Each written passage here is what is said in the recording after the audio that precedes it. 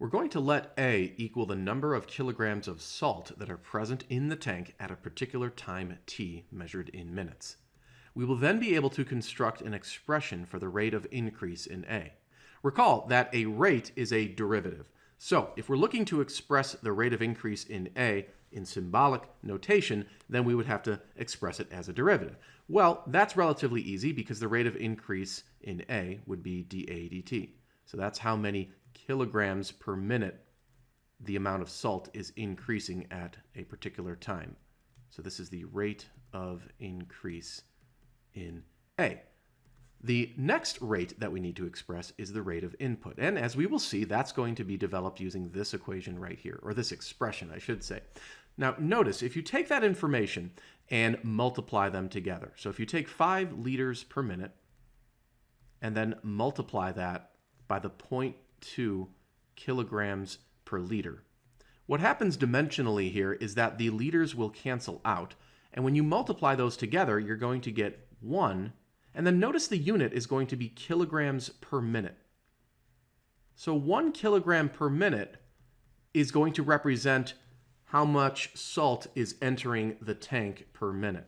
So in other words, that's your rate of input. So this is going pretty well so far. We have a symbolic expression for the rate of increase in A. We have a symbolic expression for the rate of input. But we also need an expression for the rate of exit. And that's going to be developed by this information over here. This one's a little trickier because all we have is an outflow rate. All we have is a 5 liters per minute. But just like above, we need to get that into terms of kilograms per minute. That's really the rate that would be expressed in the correct dimensions. So we're going to actually multiply this by A. Now remember, A was measured in kilograms. So that would be A kilograms. That's how many kilograms of the salt would be exiting the tank. And we would have to divide this by the volume of the tank. This tank is 500 liters. And so basically, this is sort of the concentration of the salt, if you want to think of it that way. It's the amount of kilograms per liter that are present in the tank at a particular time. And again, if we multiply these, we're going to be able to cancel out the liters here. And so this would simplify because 5 over 500 can reduce to 1 over 100. So now we have 1 over 100 A, and then this is also measured in kilograms per minute. So now we have all 3 rates expressed symbolically. They're all dimensionally consistent because they're all measured in kilograms per minute. So now what we're going to do is put all 3 of these together into one differential equation. So we're basically plugging into this equation right here. Again, the rate of increase in A is dA dt. This is going to equal the rate of input, which was basically 1. We're going to omit the units now for clarity so we can solve this equation more readily. And then minus the rate of exit, which is 1 over 100A. Now we have to decide which sort of technique we could use to solve this differential equation. And it looks like we might be able to separate variables here, so that's what we're going to try to do.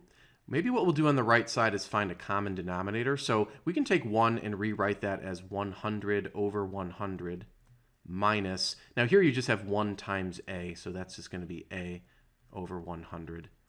And therefore we do have the common denominator on the right side, so we can write that as 100 minus A all over 100. And then on the other side we still have this dA dt. Now, in the spirit of trying to separate variables here, one thing we could try to do is multiply both sides by 100. So the hundreds cancel out on the right-hand side, of course. So now we have 100 dA dt is equal to the quantity 100 minus A. Let's multiply both sides of the equation by dt. So those dt's will cancel out. Now we have 100 dA is equal to 100 minus A dt. And then finally, if we divide both sides by 100 minus A, we would have 100 over 100 minus A dA, and then this is equal to dt. Good, we've separated variables. We have the a's on the left and the t's on the right. We now have to integrate both sides. So recall that once you separate the variables, you must integrate both sides. The right-hand side is a nice and easy integral. That's just equal to t plus c.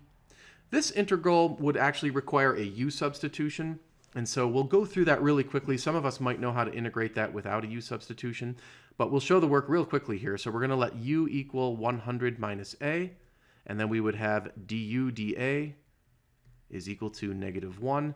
We'll solve for dA. So we have du is equal to -dA, and therefore -du is equal to dA. So that integral would now be expressed as the integral of 100 over u, and then the dA is -du. We can actually attach the negative sign to the 100.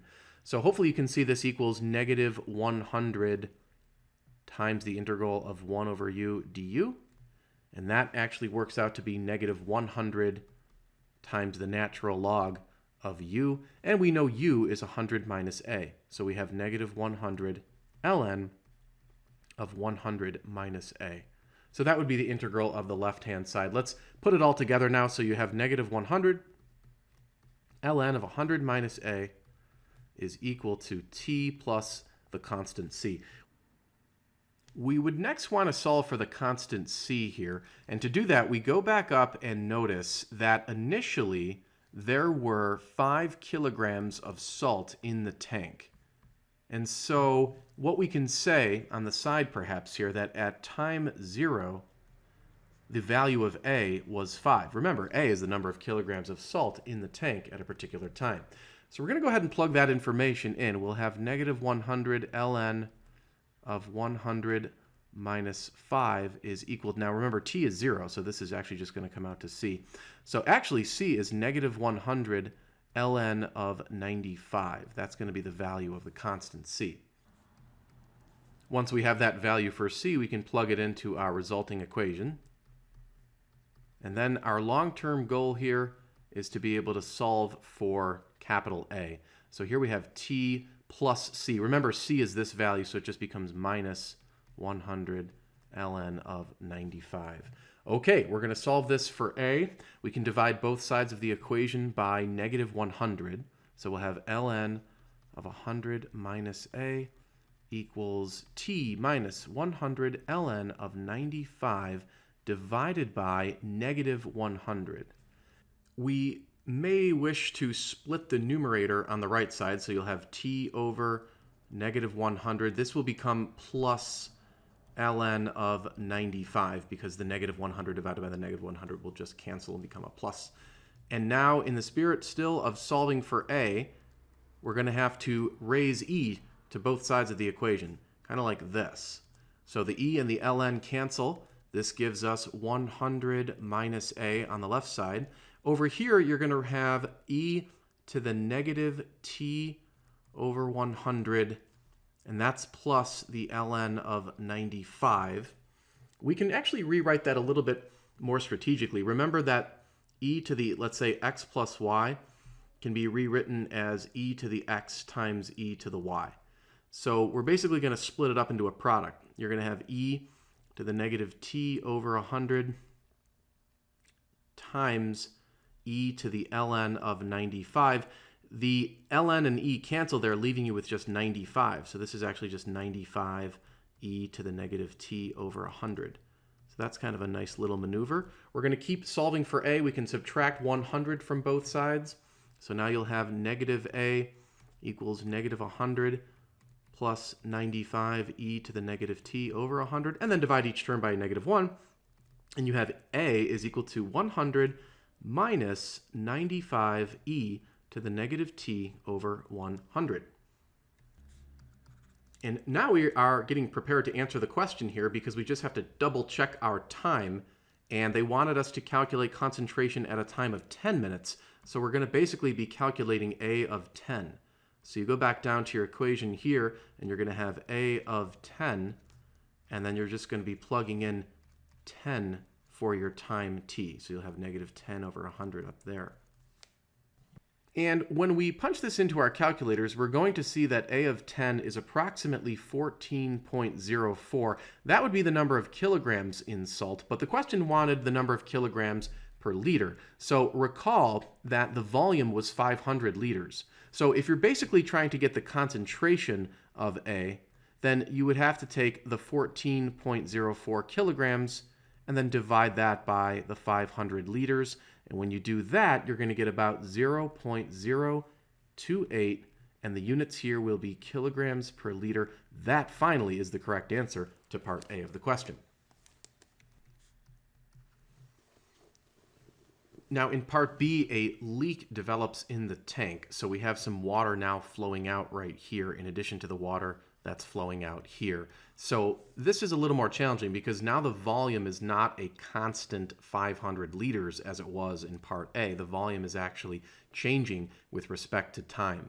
So we can begin by saying that the rate of change in the volume with respect to time is going to equal the inflow volume, which is 5 liters per minute, and then minus these two outflow volumes. Now together they would be just minus 6 liters per minute. This simplifies, and omitting units for clarity, to dV dt is equal to -1. We need to solve this equation so that we have an expression for volume as a function of time. We'll multiply both sides of the equation by dt, so we have dV is equal to -dt. We will then integrate both sides. The left side is just volume as a function of time. This becomes -t plus a constant of integration.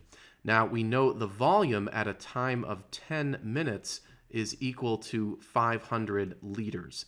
So using this initial condition, we can plug in to our result. So the volume would be 500, time would be 10. And when we solve this for C, we get 510 for the constant of integration. So our volume as a function of time, we might call it V or V of t, it doesn't really matter, but it is now equal to -t plus 510. Okay, so now we have to utilize that in developing a differential equation that we can solve. And this is going to be similar to what we said earlier. So let's take a look at that equation. So here is that differential equation. Again, the rate of increase in A, that's still going to be expressed as dA dt. Also, the rate of input of A is the same as before. Remember, we multiplied the 5 liters per minute by the 0.2 kilograms per liter, and that gave us a rate of input of 1 kilogram per minute. So that hasn't changed, but it is the rate of exit that's rather tricky. So remember, for the rate of exit, we had to take the amount of salt, which would have been A, divided by the volume. Now the volume as a function of time is this expression here, remember. So we're going to actually write that, maybe we'll write that as 510 minus t.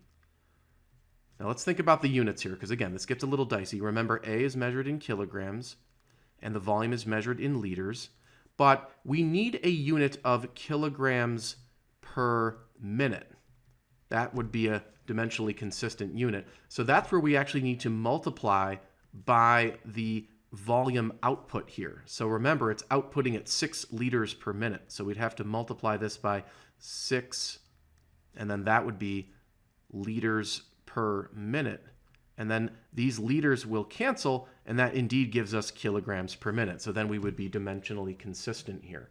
So let's maybe clean this up a little bit here. We now have dA dt equals 1 minus, if we multiply A and 6, we're just going to have 6A, and then that's all over 510 minus t. Now this is a differential equation that's a little trickier to solve, and so let's look at the steps for doing that. Here are the steps as outlined in the book. We got to be a little bit careful because they're using variables of y and x. We're using a and t, but the procedure is basically the same. So we might just sort of make a little key here that our y is actually capital A and our x is lowercase t. So we can see that we need to actually get it into a standard form, and that means we're going to have some function of t multiplied by a. And luckily, that's this expression right here. This is some function of t being multiplied by a. So we're going to actually move that over to get it into standard form. We would have to add it to the other side.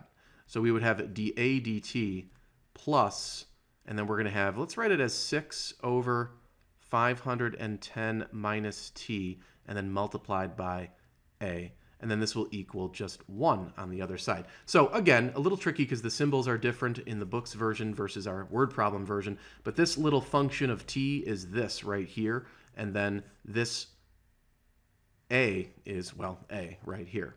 So that would complete step 1 of this method. Step 2, we have to come up with a so-called integrating factor.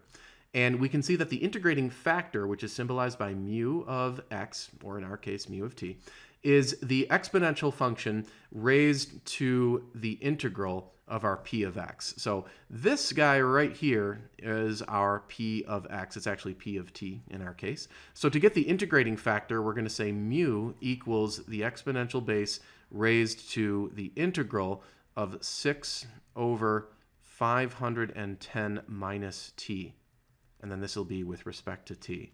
So this gets tricky here because we have to evaluate this integral. Once again, it's a u substitution. So we could say u is equal to 510 minus t.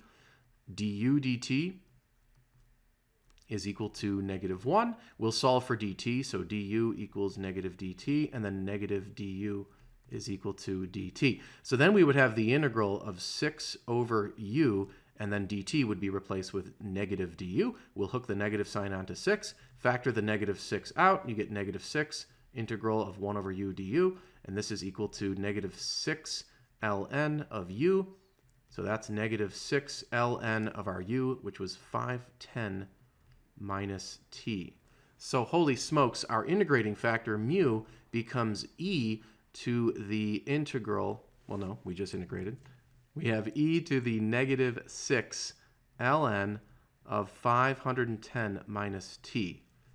Okay, so we need to simplify this. We can use some properties of logarithms. We can move the negative 6 into a sort of exponent position.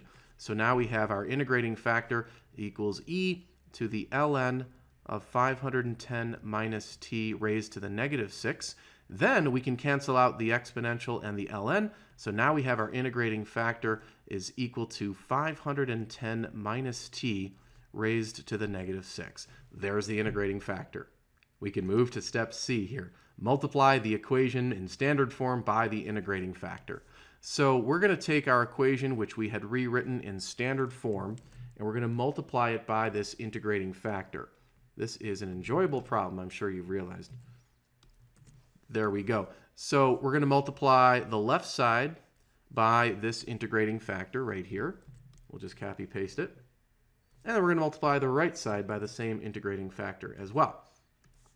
Now the left side looks like a terrible mess, but the book gives us a little help here. They say, nicely here, recall that the left-hand side is just the derivative of the integrating factor multiplied by, well, a in our case. So what this means is that the left side, as messy as it looks, can be simply rewritten as the derivative of our integrating factor